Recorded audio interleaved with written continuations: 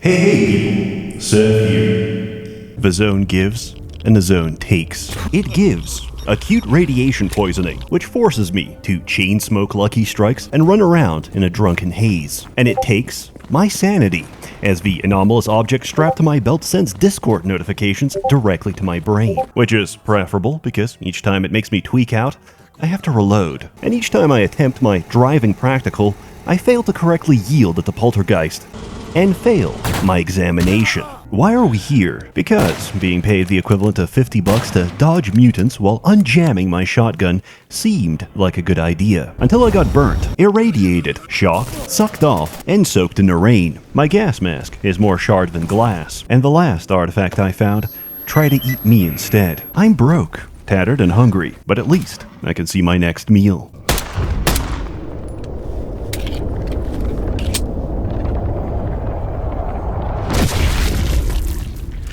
Sometimes the winning move is none at all. Why work when everyone does it for you? Forget the journey.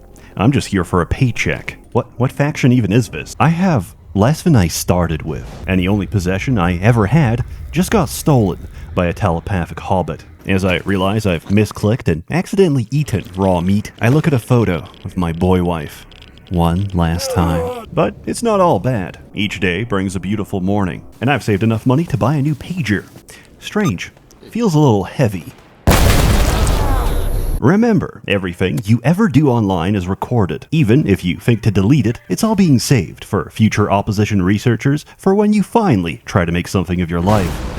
But, between you and me, I know you would never say anything weird. However, we don't know what's considered too much by the people of tomorrow. Maybe our next generation of oligarchs made it big off a 6-7 rug pull. So, now you're forced to live life in the shadows, lest your new crypto overlords find one of your myriad posts mocking them for falling for the most obvious rug pull since Hogtua. 61. Kind of like Roko's basilisk, but if Roko was repeatedly dropped on their head as a baby. This future must not come to pass. Download ExpressVPN. Every online activity goes for your IP address, and every site is writing it down. One little number may not seem too compromising, but think about how many websites you give your personal information to. After all, you can't use Amazon without an address. All it takes is for one of these companies to sell your data, and boom, all of your personal information and post history are now easily accessible in one massive database. ExpressVPN protects you by routing all of your online traffic through a secure encrypted tunnel. Whenever I want to post something that the enlightened thinkers of a future might take issue with, I just open the app, pick a country, and connect. Now, my burner accounts are truly anonymous, and thanks to ExpressVPN, I don't have to worry about getting put in a soul gem for posting Sam Altman as a rat trapped in a bubble. Find out how you can get 4 extra months free by scanning the QR code on screen, clicking the link in the description box below, or by going to expressvpn.com/Seth. Stalker Anomaly is a standalone total conversion that merges the original free games. Stalker GAMMA is more than 550 configurable mods on top of Anomaly, and the best experience I've ever had. However, missing a single step in the free hour installation botches the whole process and puts you right back to the beginning. In response, GOG developed a single-click installation that handles everything. If you own a copy of Call of Pripyat, the Enhanced Edition, or Stalker 2 on GOG, you can add Stalker GAMMA to your library. I've put them on sale. If you're too late for the sale, buy a CD key. If you can't afford a CD key, steal everything and install it manually. It's performance heavy, so while you're at it, find your nearest /r/PC Master Race meetup, find out where they live, and rob them at gunpoint. I recommend formatting the SSD immediately, as it most definitely contains Lolicon. The Zone has a mind of its own, where everything works exactly as intended. Just don't Alt-Tab during a load screen or you lose audio. And make sure you finish Lab X19 in one go, because that timer doesn't reset and you can accidentally softlock yourself. And if you spent the last hour searching for a story artifact that can't be found, that's because it's been thrown out of map bounds by a graph anomaly, and your only option is spawning it yourself using the debugging console. Despite all this is still surprisingly stable. Now let's get to the meat of it. You can start as any of the major factions. Would you like to be left alone as the whole map chimps out?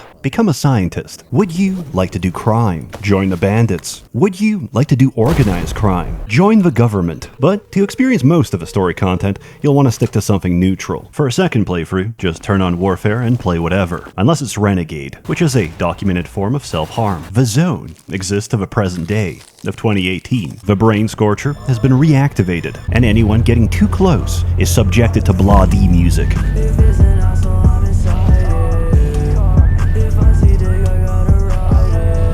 Those who listen become mindless husks. Those who understand the lyrics join the ever-surging ranks of Monolith. The UN and NATO have cracked down on arms trafficking. A gun is worth as much as the rust that's on it. Nothing new is coming in, and everything already here is scrap metal. Welcome to Gamma's progression system. It's actually very simple when you get down to it. None of your actions have any monetary value unless someone's paying. Luckily, there's a dynamic mission system, which ties into a sophisticated sandbox simulation that results in complete chaos. Take a request to clear out mutants. Complete it automatically because the AI did it for you. Take a delivery. Fail because your client took a shotgun to the face. Click every job on the task board without looking and get very surprised as you hear the approaching rotors of the Ukrainian military. Situations arise and coincidence stacks together to create interactions that are more ridiculous and bizarre than any scripted event. Monolith. This is not an exaggeration. Anything can happen, and nothing is static. Anomalies move, radiation patches migrate, and factions go to war with one another all in the course of a day. Act like a scumbag, and you'll end up in a body bag, as even your own faction would sooner kill a traitor than an enemy. Build a trustworthy reputation, and traitors will offer better supplies and ammunition. And for the rest, you're on your own. Perform enough work, and your clients will ping the location of a rare stash. These contain a random set of tools. When everything is garbage, your only option is to fix it. Guns are a series of parts that can be field stripped, cleaned, and swapped out, unless they're completely trashed, in which case you need a full replacement. Lack of maintenance results in mechanical failure, while dirty, warped, or broken barrels turn bullets into glorified confetti. Equipment works a little differently. The condition in stats is the average durability of each component. Past a certain threshold, you can't repair directly, and the only way to restore them is by replacing the individual parts. But everything I've described requires the appropriate repair kit for that category or complexity of gear, which can only be made with the appropriate set of tools. This is how Gamma incentivizes the player to go north. To progress, we have to push deeper towards the heart of the zone, which is why I didn't get expert tools until 100 hours in, because I spent all my time building an incel bunker in the middle of Rostock. Virtually every challenge I've ever faced is an opportunity to engineer a solution. For example, I have a natural propensity for hoarding, which is why I craft and equip the highest possible carry capacity and still get overloaded. But with the help of my trusty chemistry set, I can take a bump of cocaine off my knife and sprint at 200 beats per minute for the next few hours. This works up an appetite, so I hotkey a bag of peanuts for consumption on the go. This is truly the most immersive experience. I tune up a G36, only to realize that every trader willing to sell to me is from a Warsaw Pact, so they don't carry 556 NATO. Not a problem. As long as I have the appropriate casing, propellant, and projectile, I can handload it myself. But bullets are expensive, so I disguise myself as a hoodlum, build a 3x3 box fort to encase my body, and as one of them passes by, I deconstruct it and stab them in the face. In Gamma, you die quickly, and you die a lot.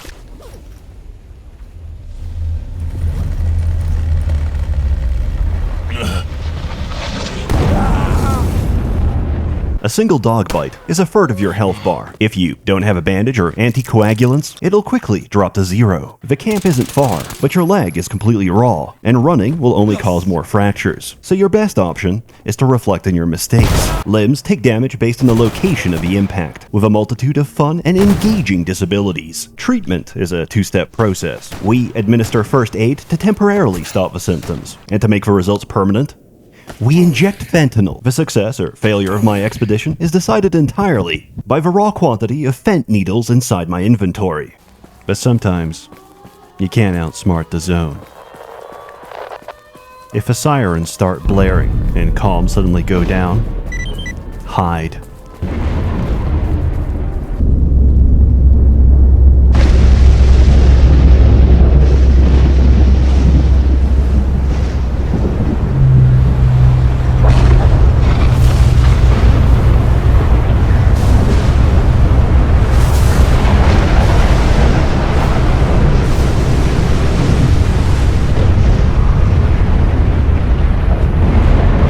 Emissions and psi storms are the zone's reminder. We don't belong here. However, right after a blowout is the best time to hunt for artifacts, as anomaly fields soak the energy and result in their formation. Artifacts in Stalker are a bunch of passive stats. Artifacts in Gamma let you kick pseudo-giants to death and turn the game into Dark Messiah. Reverse the vector of approaching projectiles. Solo the entire late game with a fire axe. Reward your accuracy by accelerating each bullet faster than the last, until you accidentally miss, in which case your head explodes. Or sign a pact with a zone, which is completely irreversible, forcing you to feed it until there's nothing left to give, except yourself. But I wouldn't worry about that, because it's time for another sacrifice. Remember, the clock is ticking. Artifacts are now amazing possibilities that end in death or glory. The same is true of anomalies. The base game could be described as a cluster of fart clouds, causing the infliction of incredible gassy, and your subsequent demise. Compare this to a single anomaly in Gamma, which I can use to escape pursuing enemies, by temporarily pausing my existence, and causing a time dilation several hours into the future. And unlike the sequel, mutants actually have value. Oh, succulent cooked dog, delicious, washed down with mineral spring, watered with blood of dragon, and herbal remedy infused with urine of incel virgin boy. That is, until you figure out all your needs can be met by copious amounts of Monster Energy Zero Ultra. And from there, you'll never have to sleep again. Look, I'm not going to explain why a fracture's body contains marijuana. If you're going to take issue with a realism, explain female stalkers. Strugatsky stated clearly in the lore, there's no women in the zone, because their menstrual cycles would sync up and wreak havoc in the sewer system. You can tell Gamma's priorities by the fact that there's an entire keyboard dedicated to switching between the side rail and the iron sights, configuring your red dot, turning on the infrared camera, switching the fire select, clearing a jam, relaxing your stance to show non-aggression, putting on your gen-free night vision, configuring its sensitivity, and rotating your neck without moving. This is tactical gun autism, because there's more than 100 fully accurate reproductions from World War II to the modern era, to which you can attach real-world scopes, suppressors, and underbarrel launchers. And it doesn't stop there, because I didn't include tactical conversions that fundamentally modify the entire frame. This is the whole point of Gamma, paying 200,000 rubles for a smuggled Raytheon thermal scope, so I can 10x zoom on a toilet in pitch darkness and appreciate the individual skid marks left behind. At night, the humble duende comes out to forage. As they are small and unbaptized, a single bullet sends him straight to hell, where he belongs. I've played with the default configurations, and I was just fine. Granted, I ran out of matches at the start and I couldn't save. But if you can't stay alive for even 3 minutes since your last quick save, maybe you shouldn't be here. PC gamers be like, quick save, quick load, when dad starts beating mom. Maybe this time she can survive the encounter, as she dodge rolls his belt pattern. But unlike Mother, we don't have to play victim. If you wanted to quick save normally, just open Mod Organizer and untick the plugin. If you want to tweak any of the individual settings, you can change many of them in the mod configuration menu. After all, it's your experience, and there's no one to criticize you. I know this too well. Over 10 years ago, I was playing a roguelike on a train, and of all the worst things to happen, a Polish man caught me save scumming by deleting the folder and restoring a backup, and he simply shook his head in disappointment. This caused untold generational trauma, for which I am still seeking reparations. I've come a long way from stale bread and canned tomatoes. Now I roll with my squad, as they glitch out and fail to correctly execute a bandit.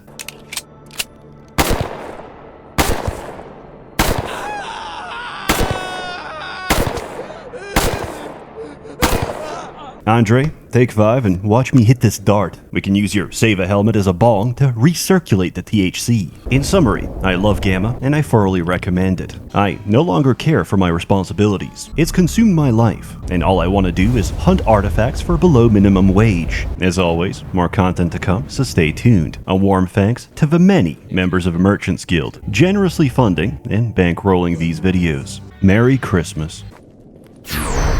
Удачной охоты, сталкер.